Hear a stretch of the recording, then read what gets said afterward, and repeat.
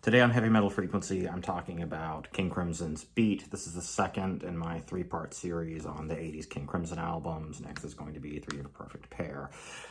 So this is my favorite of the three 80s King Crimson albums because it has a more decidedly 80s feel to it. Three of a Perfect Pair is a little bit harder than the other two 80s albums. A little bit. Has a more of an industrial feel to it. And so this is like almost like it's more of a new prog album like Discipline, and has like a new wave feel to it. It has a very mid-80s-esque vibe to it pretty much, and this is the first King Crimson album to have the same lineup as the predecessor, and it's very interesting because, yeah, this is kind of a new prog album, and it has less of a jazz element on it than Discipline, and it's very interesting. It has like an avant-garde jazz element on some of the songs, like The Howler is it has kind of like it has like a jazzish kind of feel to it on some of the notes. It's really hard to explain. Some of this is so avant-garde with some of the albums like Discipline and Three of a Perfect Pair and Beat, like their 80s stuff, that you really just have to listen to this and figure it out, not necessarily figure out for yourself, but absorb it for yourself and evaluate it on your own. And so,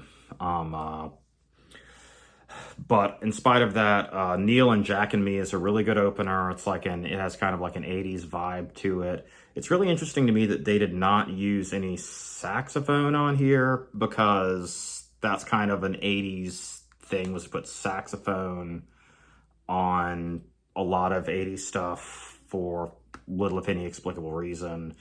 Heartbeat is a really interesting song. The title reminds me of a Don Johnson song called Heartbeat, and that was interesting as well. And it has a little bit of like an 80s single vibe to it, kind of, but a little bit more prog. I feel like this album is kind of like a combination of progressive rock, art rock, and new wave music.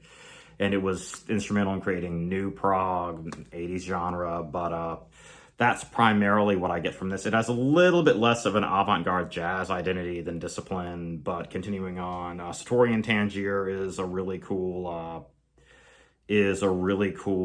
instrumental. I really like it. It's a very 80s instrumental. I like that.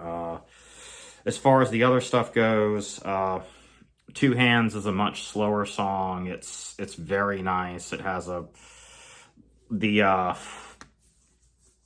the Wet Signal Frippertronics stuff is really cool, and the Frippertronics are on this, like a lot of King Crimson stuff. It's great. You should look up Frippertronics when you get a chance.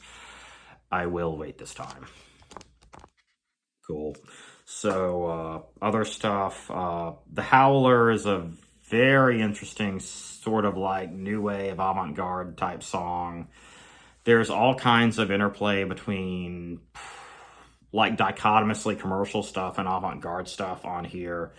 And it's not blatantly avant-garde like on Discipline, and it's very hard to explain. It's like a dichotomy between like catchy new wave-esque stuff with some elements of things like 80s pop and electronic music and funk, and then just really strange stuff. Neurotica has kind of like a spoken word element on it, kind of like Indiscipline from Discipline, but it's less of like a pre-post-hardcore type vibe, and it's more of like a Jack Kerouac beat poet-esque ramblings, which is stream of consciousness, and really neat. And so I highly recommend this. This is my favorite of the King Crimson 80s albums, and next is going to be Three of a Perfect Pair, and it's the hardest of the three. That'll be very interesting.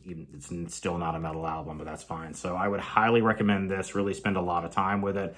I would say it's a little bit more readily accessible than the other two albums, than Three of a Perfect Pair and Discipline. And I think you will really enjoy this. Everything on this is fantastic. The funk elements, the avant jazz elements, everything on here is great. Neil and Jack and Me is an excellent opener. Heartbeat is an excellent second song. Satori and Tangier is really cool. Then it slows down a little bit on some other songs. And so please pick up a copy of this. Please support King Crimson and spend a lot of time with it. Unless you don't really want to, because it has just enough of a 80s new wave nuance that you can just play it and enjoy. Thank you.